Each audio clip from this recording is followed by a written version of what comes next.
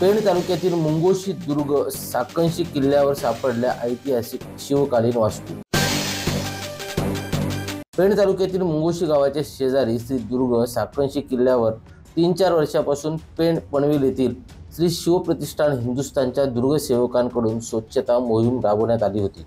या स्वच्छता मोहिमेत गडावरील पाण्याचे टाके, जुन्या अवशेषांची सफाई करण्यात येत असताना श्री शिवप्रतिष्ठान हिंदुस्थानच्या शिवभक्तांना गडावरील ऐतिहासिक वास्तू हाती लागल्या आहेत। पेण तालुक्यातील मुंगोशी येथील दुर्ग साकंशी किल्ल्यावर स्वच्छता मोहीम राबवत असताना दुर्ग सेवकांच्या हाती महादेवाची पिंड, नंदी बैलाची मूर्ती, शस्त्र असलेली एक रेखीव देवीची मूर्ती सापडले असल्याचे फोटो सोशल मीडियावर फिरत आहेत। किरण बांधणकर, संवाद मराठी लाईव्ह, पेण।